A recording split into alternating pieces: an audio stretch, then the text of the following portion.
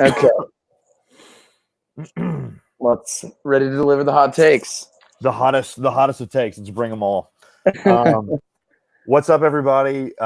Chandler and Sam are back. We are now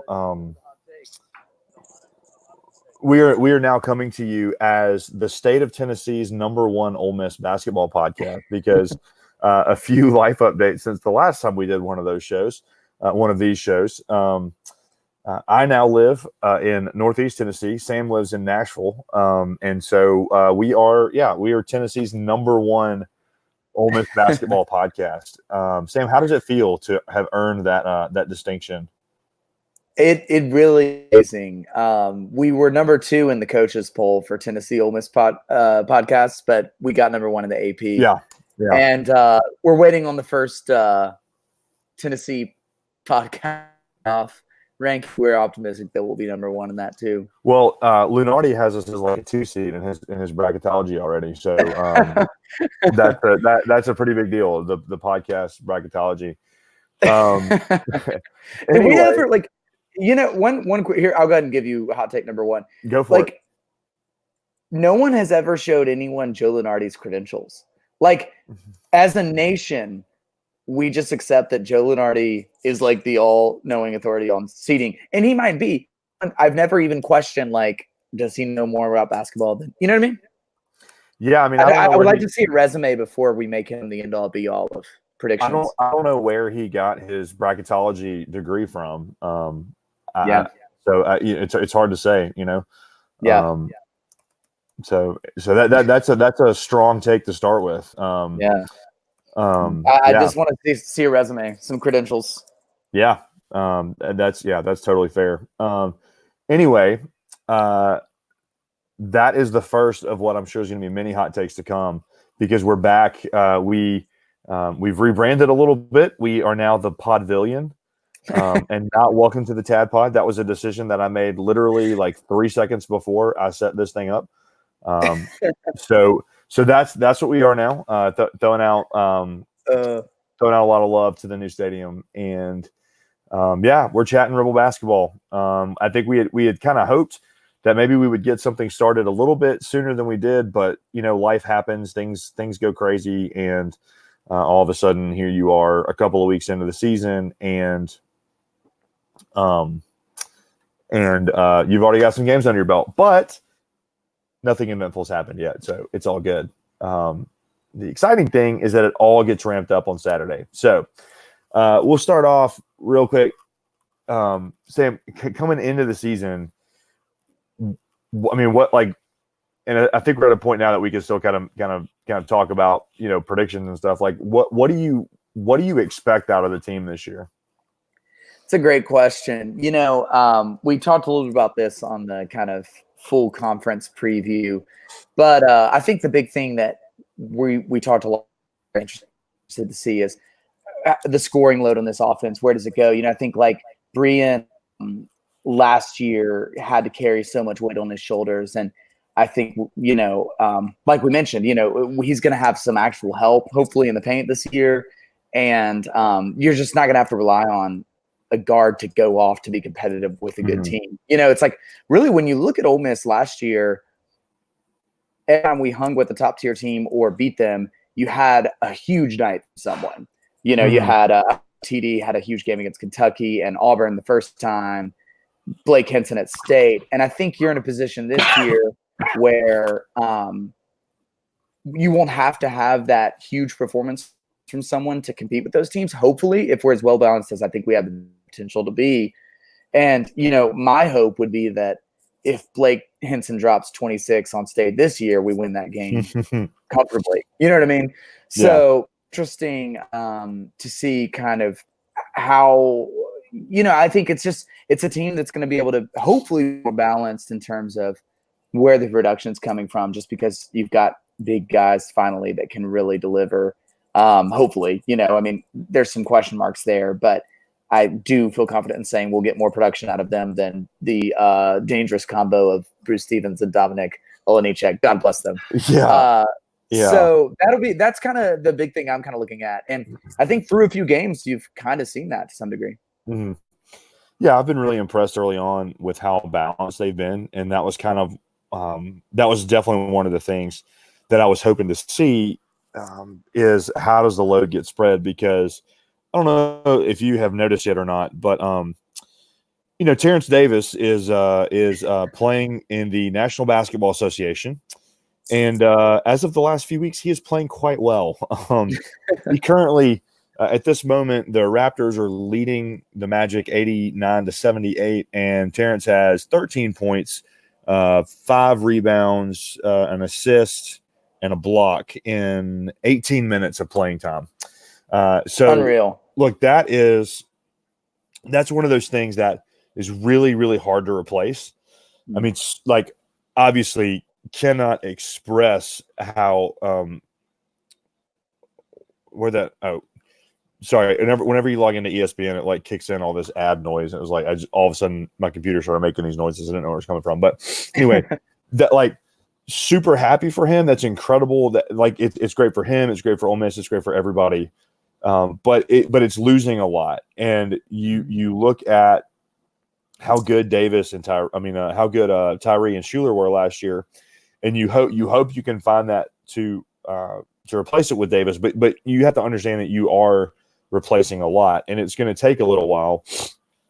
I think it's going to take a little while with these guys this year to kind of get that sorted out. And so what I've kind of been looking for is I've been looking to see who is Luis Rodriguez. I've made my name in the chat tonight, Lou's Twitter handle, because I've been very, very impressed with him so far. And then also, I mean, look, again, you know what you're getting from Bookie, you know what you're getting from Brian, and so who is Hadim C, who is Sammy Hunter, because those guys, pretty much regardless of what happens, they're going to play a lot. How has KJ improved? Has he changed his game, changed his body, all that kind of stuff that is cliche, but how is that working out? And we're already seeing that. And spoiler alert, it's working out quite well. But a whole lot of Draymond stat lines with that guy tonight, or this year. But and then how's Blake going to come back from his injury? But beyond all that, because those are the guys that are going to play no matter what. Like, it's going to be Luis, it's going to be Brian, it's going to be Devontae, it's going to be Dream, it's going to be Hunter, and then Buffett and Henson. Like, it's going to be those 7 guys, like, regardless. But you've got to be able to go deeper. It looks like Austin Crowley is kind of working into that a little bit. It looks like I didn't really expect to see this happen. It looks like Dude Collum is kind of getting some good minutes early, and then Sam Williams is kind of no, Bryce Williams. Sam Williams plays football. He's like the one exciting thing about. Well, I'm not going to talk crap about football because it is exciting. I just still hate Matt Luke. Bryce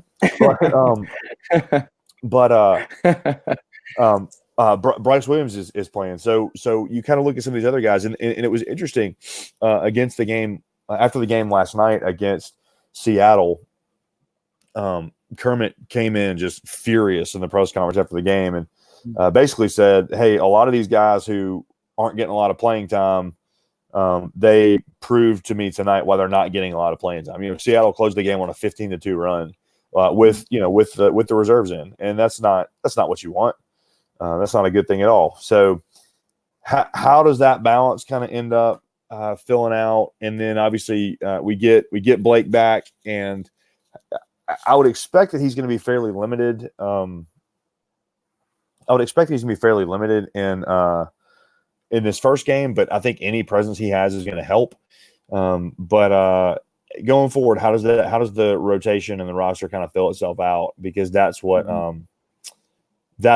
gets really, really interesting, because you've got some guys who, like Hunter and C, who it's like, okay, they're doing a lot of really good things. You just kind of need a couple of those shots to fall. You've got guys like Crowley, who just feels like he is on the verge of just a huge, like a 26-point game that Blake had last year. And then you've got guys like Carlos Curry and Franco Miller that you're like, I thought we would get a little bit more out of them, early. So it gets to be really interesting to try to figure out how all this is going to piece together. But we have a really deep team. We've got a really talented team that's still got some growing to do. Mm-hmm. Yeah, I think you're spot on. And I'm with you. That's kind of my number one question mark right now is like, what is Blake Henson's role going to be like? Because it's hard to know how active he's been the last. And, I mean, I think you kind of hoped, I guess, that he would have a KJ Buffin-esque level of improvement from year 1 to 1-2, year 1 to 2.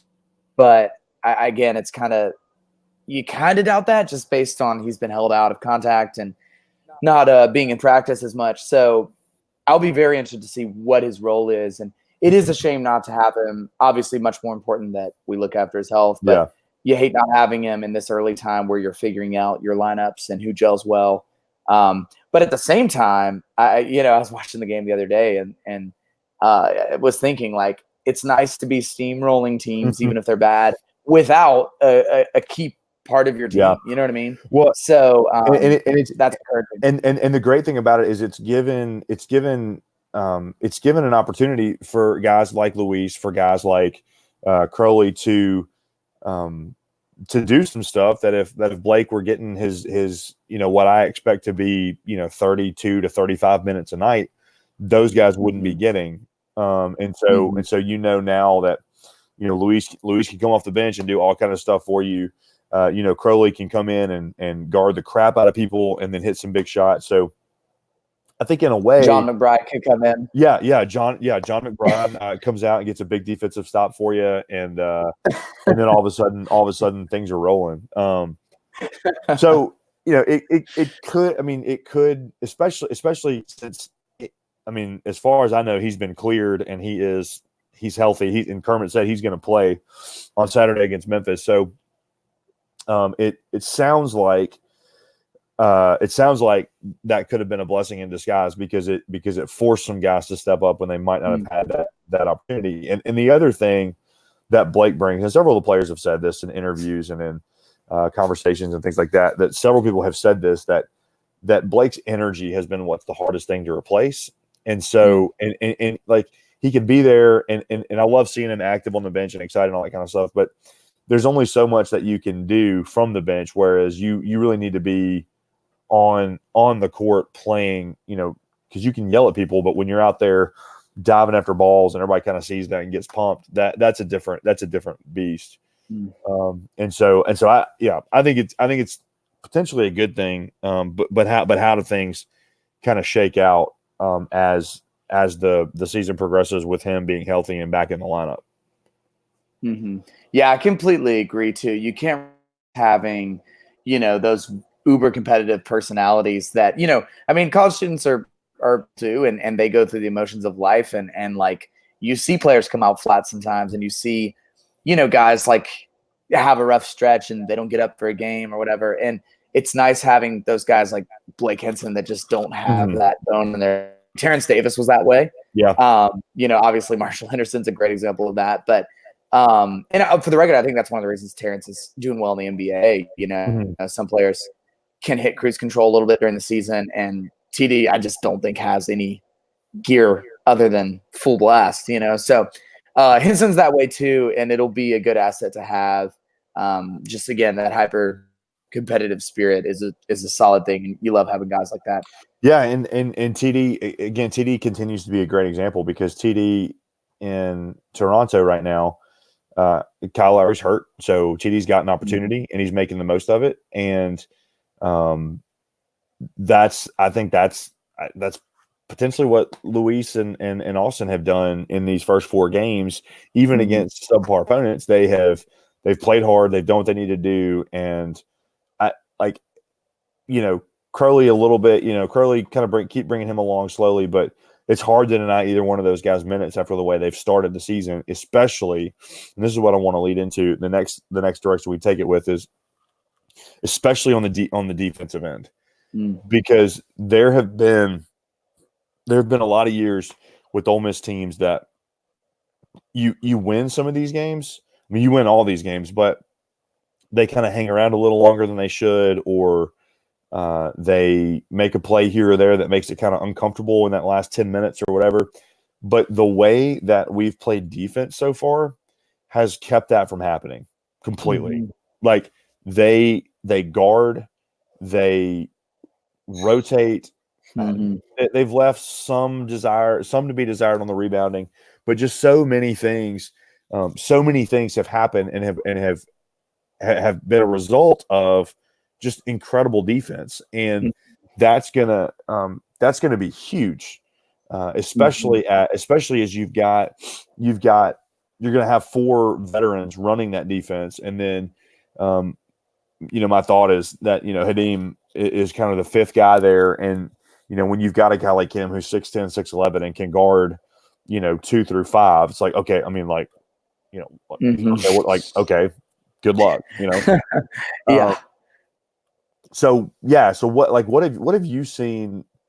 I don't know, you've been to a couple of games, so like what have you seen kind of defensively? It's funny. I was one game I was a little bit closer to the baseline, and it was interesting seeing the view from kind of looking toward our defense from an angle. All the guys were in their stance, arms stretched out. And one thing that really struck me, and you saw the kind of building of this, but I mean, we have a freaking long team. KJ Buffin, Hadim C. Wow, that was bad. Anyway, Sammy Hunter, even Lou Rod and like Crowley. I mean, these dudes were in their stance, arms out, and it was like they covered the entire court looking at it from that angle. So again, you saw kind of the beginning of that with Buffin and Henson coming on last year and starting to get some real length. But Kermit's recruited a few more guys from that role in that kind of size and with that length. And again, man, I mean, there's just not a lot of places for teams to pass the ball. The shots people are taking are well tested and high percentage looks. And like I said, they're rotating really well. So it's, I mean, it's just, it doesn't look like an Ole Miss team we've seen in a long time, as long as I've been keeping track, and it's different, we might have some things that we do differently, but gosh, very long, huge. I mean, the signing class, the shortest guy was 6'3". Everybody was 6'6", 6'7", 6'8". So again, it's just it's pretty awesome to have that size and just we won't win every game, but I don't think we'll lose on we were just overmatched kind of way. Yeah. I think that hits the nail on the head just perfectly, that the biggest improvement has been the length. I mean, you have a bunch of guys, and I mean, again, last year's team is going to go down as one of my favorites of all time, because no doubt what they did was so improbable and they worked together so well. And you had these guys like outside of the big 3 guards, when you had Henson and Buffin as freshmen, you had DC Davis, who had to play and had to give you minutes and did a good job.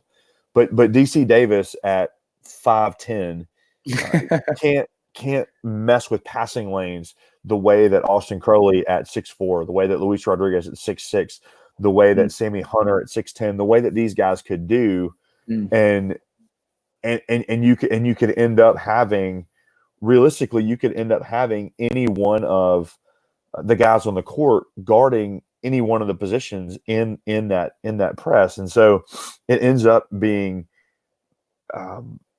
just kind of, I mean, just crazy to see what the potential could be there.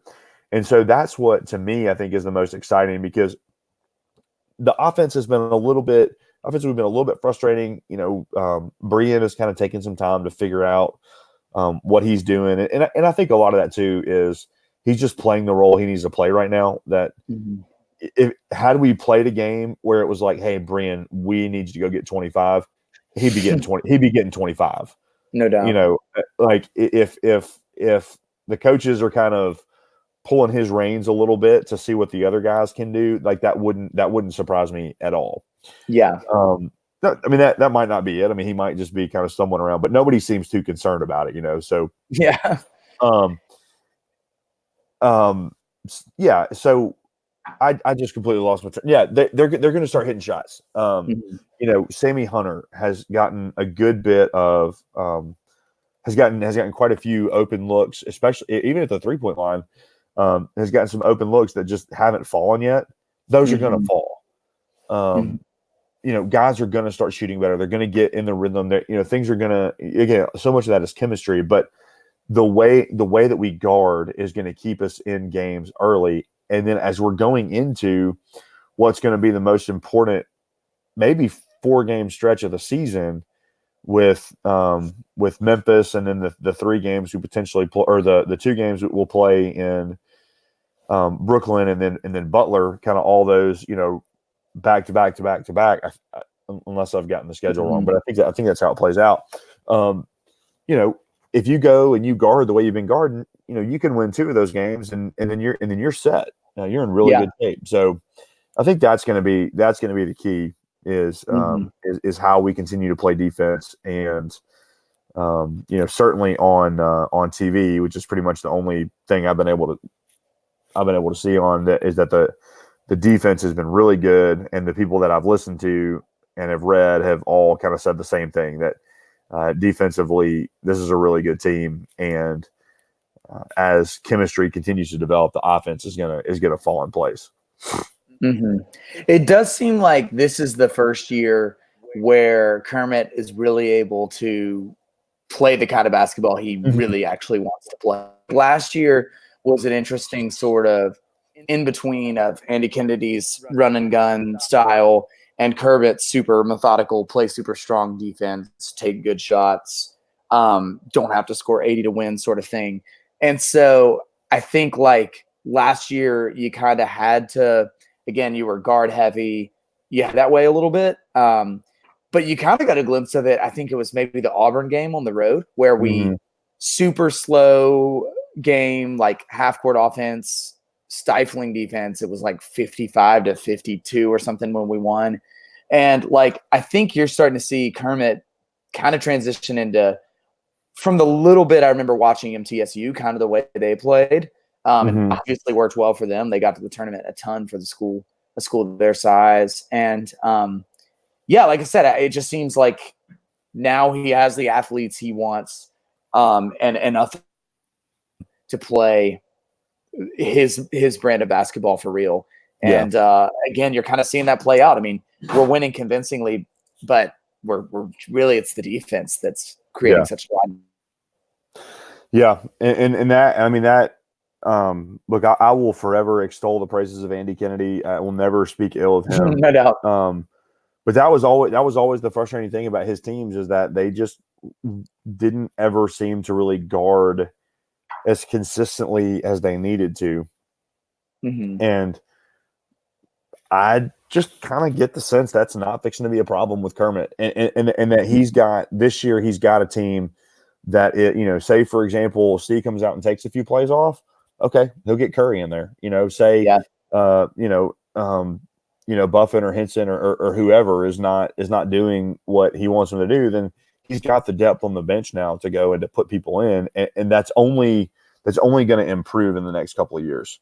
Mm-hmm. That's only going to get a little bit better and a little bit better. So Yeah. um, that's a great place to be in, because last year he just couldn't do that, and I think that he didn't even get to coach with the same intensity that he normally does, just because he couldn't. Because you, like, Mm-hmm. again, when you only have 7.5 players, or however many players we had last year, that Mm-hmm. could realistically contribute, you can't just go as hard on people as you want to all the time. Like, you gotta understand, that they're limited, and that they've got just certain things they can and can't do. But this year, I think that still is the case a little bit, but not nearly as much. And Mm-hmm. so he'll be able to ride them harder. He'll be able to push more buttons and try more things. And I think that's really, really exciting. Yeah. The depth on this team is absurd, man. I mean, like, Yeah. when was the last time you feel like you've seen an Ole Miss team with this deep of a rotation? I mean, it's been a long time. I don't know, maybe those teams in the late '90s, early 2000s, we made the Sweet 16 run, and it just seemed like there were just dudes everywhere, and Yeah. they just went hard all the time. And those teams also had that kind of defensive swagger that I think once our guys start to develop again, that the swag that goes with it. Like I still remember watching Jason Harrison, who's like, I think it was Jason Harrison, who's like, 5'7" or whatever, just tiny guy, slapping the court and getting in a Notre Dame player's face saying, this is our bleeding house, and it was like, you're starting to get, I think you're starting to get that mentality that it's like, you guys are not going to score on us. You're just not, like, you might beat us, but you're not fixing to score on us. And that's pretty cool. Like, that's pretty fun. And then I think, again, just with the athleticism that we have, as we already talked about, is that defense is going to consistently lead to offense. It's going to consistently lead to getting breaks, or even when you got to slow it down a little bit, it's going to lead everybody to working hard to get a good shot. And the ball, Kermit always says the ball finds the best shooters, and that's exciting. When you've got a Breon Tyree and a Devontae Shuler and then a Blake Henson and what now appears to be a KJ Buffett. I mean, you've got guys that can. I wouldn't call any of those guys like shooters necessarily, but you've got guys who can shoot. You've got guys who can score, and I would say all those guys too can create their own shot. So you've got just really, really good options everywhere, and that becomes really fun. Yeah, and man, I cannot say enough about how much I love Kenyon Joseph Buffin. The expansion of his game has been insane. I want to say we did a end of the year recap last year, and I think one thing we talked about was like, if Buffin can develop some sort of outside shot and bulk up, he'll be dangerous. And like, that is literally exactly what has happened. And let the record show that this has been Kenyon Joseph Buffin's #1 fan club for a year now. That we've been tooting this horn for quite some time, and now now it's just awesome. It's great. I mean, and it's like you said, he's completely transformed himself. He looks better. He's playing more confidently. He knows what to do. I mean, he is a joy to watch, and he's going to be the guy who, he'll go out some nights and he'll get you 20, but he's going to be the guy that you look up and he's going to have like 9 points, 8 rebounds, 4 assists, 3 steals, and 5 blocks. Yeah. And it's just like he's not going to be blowing up at any one stat, but you're going to look at him and be like, wow, he was all over the place. And that's what we in the business call the Draymond line. Because that's just kind of what guys like that do. They just go and they see loose balls. They get trash baskets. They just do one thing after another, and you can't seem to really do anything to slow it down. And on top of that, if he has developed confidence in that 3-point shot, I don't know what you do with that. Yeah. I mean, I guess at that point you just hope that you're bigger and more athletic than he is, and he'll play guys like that. That's how it's going to go. Like, but I mean, if his game develops the way that it is developing right now, I mean, he's an NBA player. Like, I mean, in just the way that he does every little thing so effectively, like that's crazy to think about because he was committed. He was committed to Kermit, signed with Kermit at Middle Tennessee. That he was going to be a Middle Tennessee State basketball player. He had missed all these major offers and all this kind of stuff. And I think he even reclassified. So he was playing. It's the thing last year. He was playing last year at 17 years old. And I mean, yeah. So, dude, the Draymond Green comparison is not one I had thought of, but that is such a great comparison. I mean, like, he's all over the floor. And I think, like, I've always thought KJ clearly had probably one of the highest, like, basketball IQs on the team even last year. I think he's right up there with maybe Devontae Shuler in terms of just knowing where to be, doing things that may not show up in the box score that make a huge difference. And it's like, you know, he was doing those sort of things last year, but again, he just has the size and the development of his game and the experience to really finish some of those plays and to take his game to another level. And it's been really fun to watch. There was a series actually last night at the game where he was just all over the place, man, scoring, rebounding. But there's one particular defensive series where somehow they got consecutive offensive rebounds. So basically in the span of 15 seconds, 3 different Seattle players shot the ball around the rim, you know, or within 10 feet of the rim. And I'm not kidding. Every single time the first guy there between them and the basket to contest the next shot was KJ Buffin. I mean, he's just got incredible instincts and is such an impact on defense. And yeah, man, I mean, like I said, I mean, it's just everything you could have hoped would have happened with him between year 1 and year 2 has happened. And it's exciting. And I'm with you. It would be so fun if he were another Rebel to go next level. Cause I'm all in on the dude. We're like indie music fans that find a band before they're famous. We're the basketball equivalent of that. We're like, we love KJ Buffin early on. Well, and there were other guys last year that we could have been bigger fans of, and all this kind of stuff, and you know, all that kind of stuff is like no, like this is our guy, you know, he's our guy.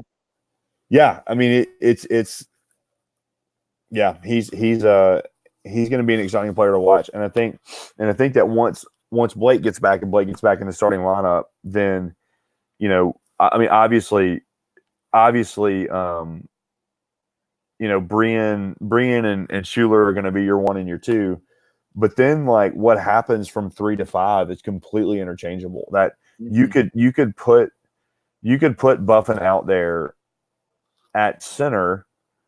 If you wanted to play small and play fast, you could do that, because I think now he's big enough to guard those guys. Same thing with Blake. Blake could be a 2, a 3, or a 4. And so what ends up happening is it's super versatile. It's super athletic. It's super long, and then you're going to have two really high energy, high motor guys in Buffin and Henson that are out there just kind of going crazy. And then you also have my man Devontae Shuler out here just quietly dropping 20 on people like it's no big deal. Yeah. I love that dude. Talking about guys with NBA prospects, I'm not sure that Devontae doesn't play himself into maybe a similar situation that Terrence found himself in. Just because he does have that unbelievable level of athleticism. He does have, I mean, his speed is phenomenal. Like when he just decides to turn it on, he just goes. And yeah, he's a quieter guy, but man, he's awesome. And I don't know why I said "and" right there. Go ahead. No, you're good. I have watched the Shuler dunk at Missouri last year more times than I would ever care to admit. Also the TD dunk from that game. But yeah, Shuler's unreal and an incredible defender. I mean, such a good on-ball defender. You saw Kermit, I think, said earlier this week he wouldn't trade Shuler for a single other point guard in the country. You know, it's crazy, man. Here's a question for you. Go ahead. SEC play, do you think Henson's in the starting lineup at that point? Oh yeah, for sure. You think so? Yeah, I think the starting lineup at that point is Shuler, Tyree, Henson, and Henson at the 3, Buffin at the 4, and then C center. That makes me really happy. Yeah, I mean, I don't think that Sammy Hunter or Luis Rodriguez have done anything to warrant losing playing time necessarily. But I think that Henson's just that good, and that is his role. That is his role on the team anyway. So, but they'll still be guys getting 20 to 25 minutes even if they're not starters. So I'm not worried about all that kind of stuff. But Totally. But yeah, so yeah, I think he'll definitely be. I think he'll definitely be in the starting lineup by then. I think he'll be. I think he'll be in the starting lineup by the end of next week if he gets reacclimated to the game. Which again, Blake Henson. I don't know if you know this or not, but Blake Henson is not built like normal people. He's 6'7", 225 pounds, and is just completely cut up and can jump over the backboard if he wants to. So, so he's gonna be fine. I'm excited to see what year 2 Blake Henson looks like. I'm very, very intrigued. Yeah. It'll be very interesting. Yeah. So, I guess kind of moving towards wrapping some stuff up. Like we said, you've got a big 4-game stretch coming up, and you're going to get you get Memphis, Penn State on Wednesday, and then there'll be a winner of some other game. I think it's either going to be Syracuse or Oklahoma State, which not exactly slouches. And then on the 3rd, Butler comes to Oxford.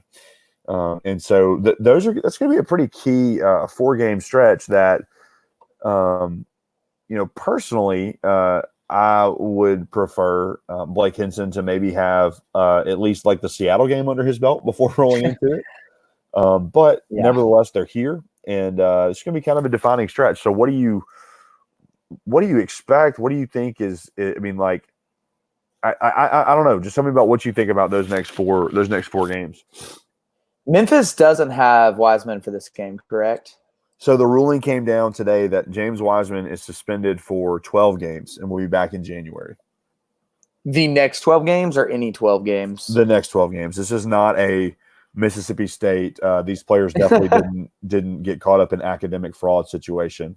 Gotcha. Yeah. Okay. Yeah. Dang. I actually did not realize. I mean, literally, your 4 biggest non-conference games are the next 4. Yeah. That is interesting. I'm with you. I kind of wish we could have gotten the Seattle game or something for him. But I mean, gosh, I mean, eyeballing it, I think you'd be happy going 2-2. I guess anything above that, I think you'd be disappointed with less than 2-2. I'll say that. I think so. I think so. I think like 1-3 would be a disappointment for sure. I think 2-2, you'd feel kind of meh, but not sad. And then I think 3-1, I think you'd be pretty stoked. So I don't know. That's an interesting stretch, man. I have a hard time knowing exactly how that's going to play out, but it's crazy to have literally the 4 big non-conference games all in a row there. Yeah.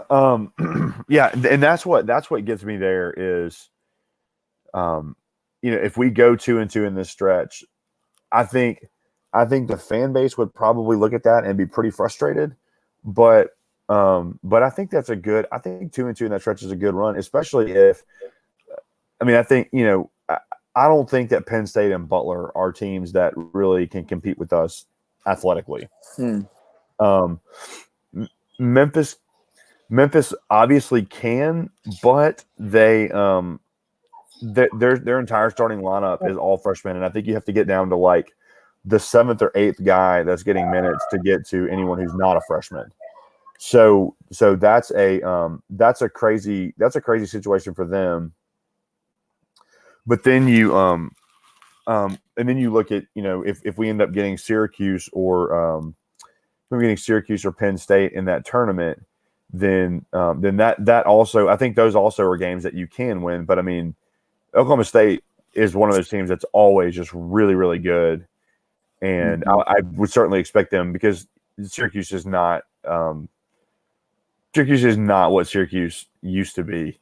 So I'm not as concerned with that one if we end up with them. But it's going to be, it's going to be a really interesting 4-game stretch, and I think that like I'm with you. I think that if you go 2-2 in those, then that's a fine showing. If you go 3-1, you're ecstatic. If you go 4-0, then just go ahead and book your tickets to the Sweet 16.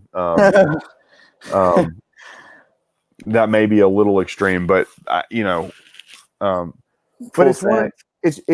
one of those things that people tend to look at it like it's football, where if you lose a football game, the season's over, everything's done, it's ruined, it's the worst, the sky's falling, fire the coaches and stuff.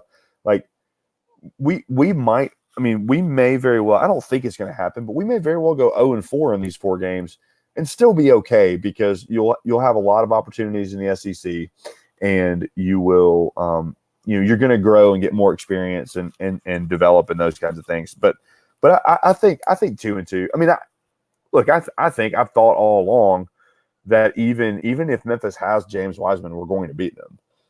It's going to be a good game. It's going to be probably really close, but I don't know that these Memphis guys are really prepared for the defense that's going to get thrown at them.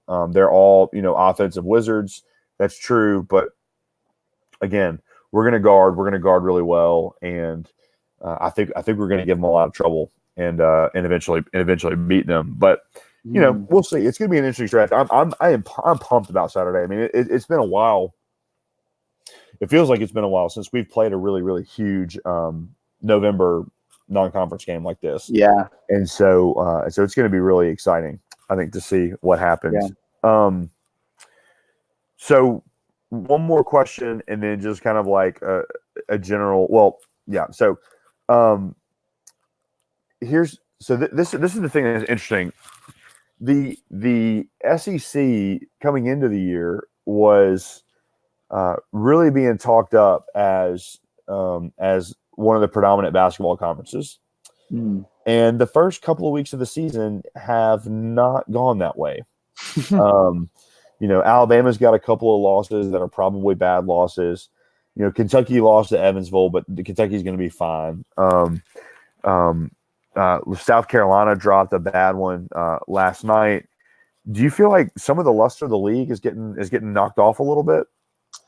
Man, that's an interesting question. I mean, on one hand, there's definitely, some losses across the conference that can definitely be, you can use to make a case for that argument. I will say, I mean, I think like we've talked about this before, but the thing about basketball being that it is only 5 people on the floor at a given time, I do think that the talent differential between most teams is smaller in basketball than football in some ways. And one guy going off can make a game that normally wouldn't be competitive in college basketball, which can't be necessarily said in football all the time. So, I mean, there were years where we were really, really good and still lost some unconvincing, or some kind of bad look non-conference games.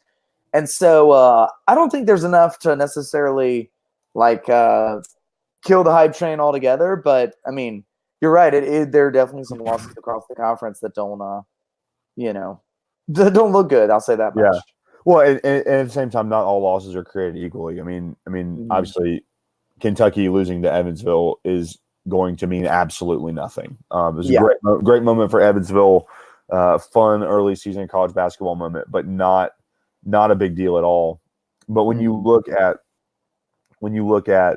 Florida's got 2 losses now, I think, which is very surprising. You look at these Alabama losses. Alabama was a team that I think was picked, top 6 or 7 in the SEC. Yeah. And some of that is Javon Kennerly not getting immediate eligibility, but it ends up being a really weird thing that I don't know. We got to see how it plays out. But then also, I mean, especially consider a team like South Carolina, who is kind of always in that bubble conversation, and they're starting to kind of, they take some losses early that again is just really, really bad.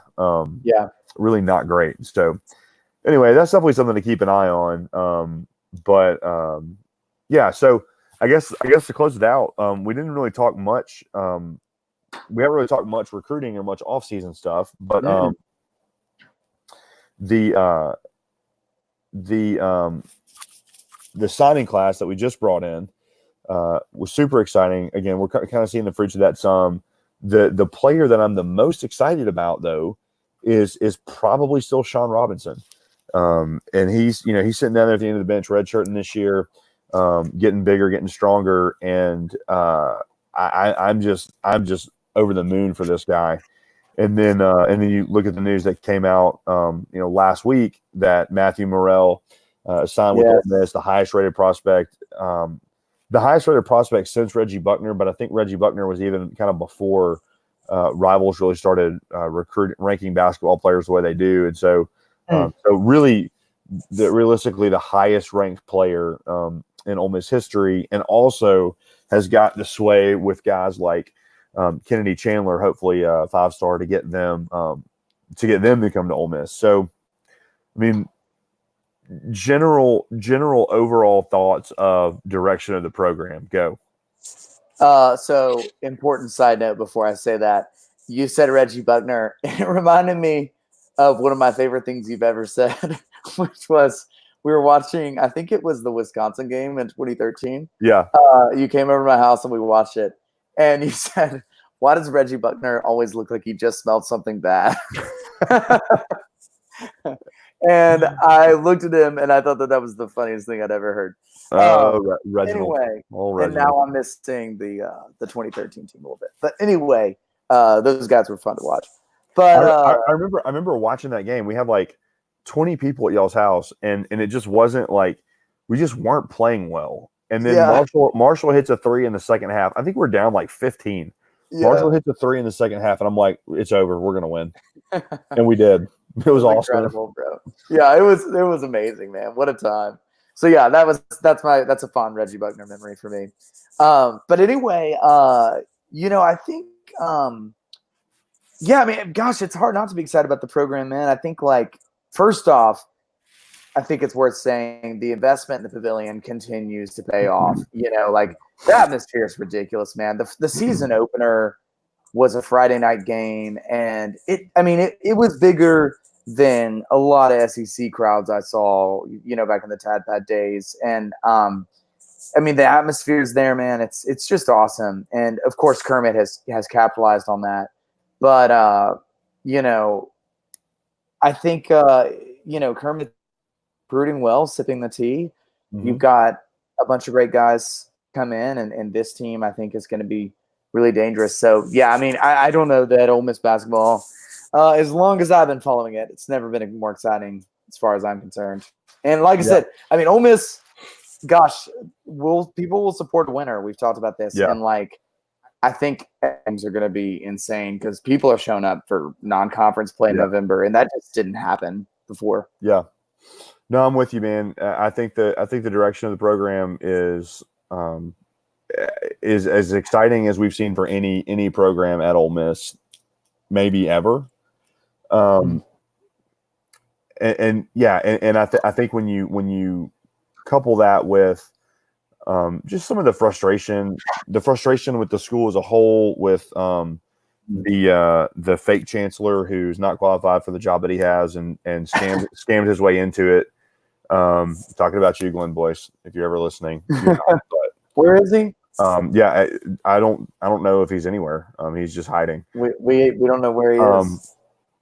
I think I'm gonna get one of those "Where is Glenn Boyce" shirts that Ben Garrett had made up. I would like that. But there's a lot of frustration with the university. There's a lot of, I think, just kind of apathy setting in with football, and we'll we'll see. I mean, we'll see what happens with that. I mean, I think, this is not a football podcast, so we'll see what happens with that. But we should start one. No, I'm good. I think the thing is that Ole Miss people are so hungry for something to be proud of right now, and the basketball team is fixing to get it to them. And what I was so struck by last year was not just being the team that made the tournament out of nowhere and not Terrence and not all that kind of stuff, but those late season games. I mean, the atmosphere, and I had to watch them on TV, and I was so miserable. I wanted to see them in person, but the Kentucky game and the Tennessee game, like primetime ESPN games, packed house, unbelievable games. Like, those are the kinds of things that players see, and those are the kinds of things that, honestly, like, we know how basketball recruiting works. Those are the kinds of things that Nike sees. And they're like, all right, like we can get our kids on that platform at Ole Miss. And so you start to see guys like Matthew Morrell get interested. You start to see guys like Sean Robinson get interested, who I think if Sean Robinson had stayed in high school and played this year, he would have played himself into a class of recruit that we would not be able to get right now.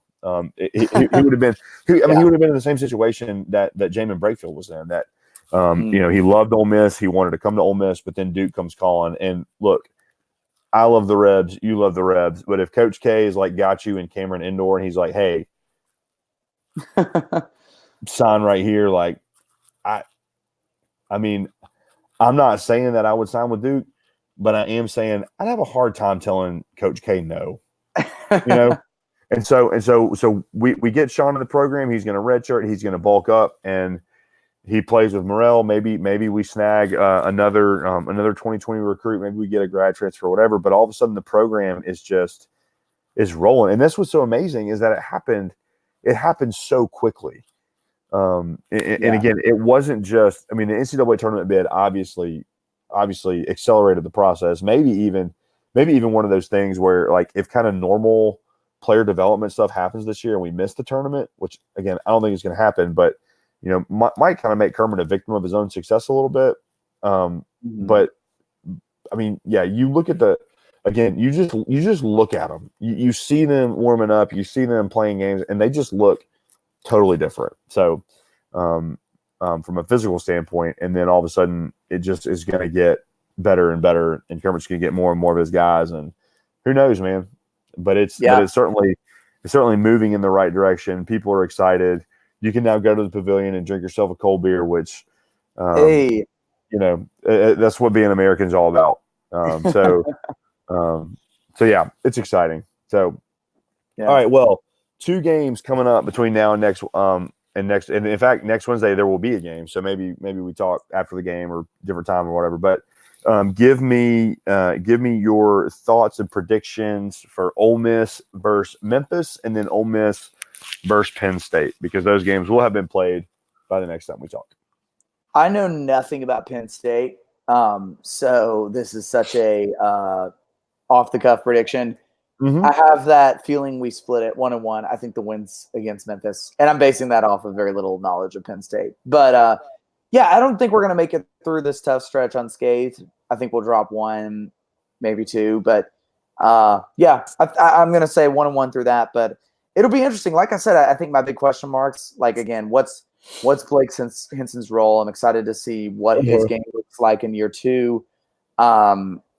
How many minutes they're able to get him, through this stretch, and how he gels with, this rotation. And then, we talked about this at the very beginning of it, but I do think you're going to see probably the first games where they do say to Brian Tyree, go out and get us 25. And I think I'm excited to see, I think what we've seen is almost the football equivalent of like running a very conservative offense against Southeast Louisiana so you can save the playbook. I think we've almost seen the basketball equivalent of that with Tyree and Schuler on offense to some degree. I mean, they're balling, but like, I think you're going to see a lot more Bree and Tyree in these next few games. And I'm just pumped to finally kind of see them give him the reins a little more on offense. I'm glad for the way they've played it through 4 games, but he's going to explode at some point in the next week or 2.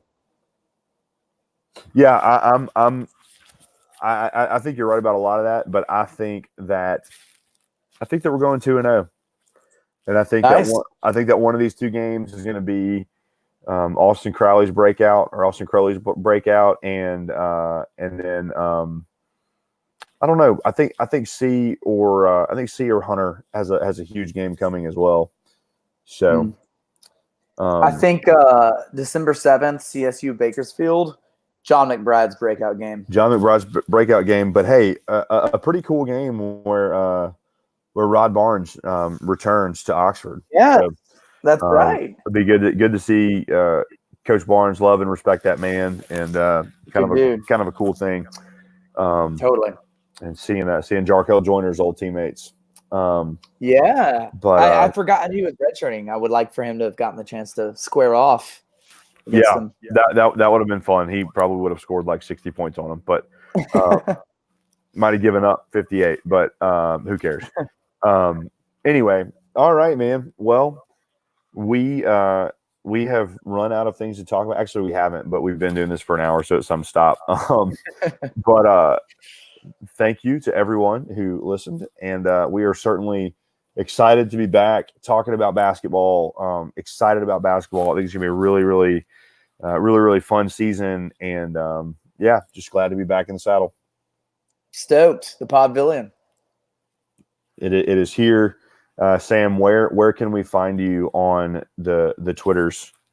The Twitter just retweeted you a while ago, actually, at Sam Mini Music. I tweet a lot about random things that I think are funny and random music things, and then hot takes about the Revs. Yeah. Those are the three pillars at which my Twitter account is built Those upon. are the only things Twitter should be used for. Like, you know, I'm not going to say any more than that. Those are the only things. And you can find me on Twitter at WC Roland, and we are excited to be back and doing this, and we will talk to you next time. There it is.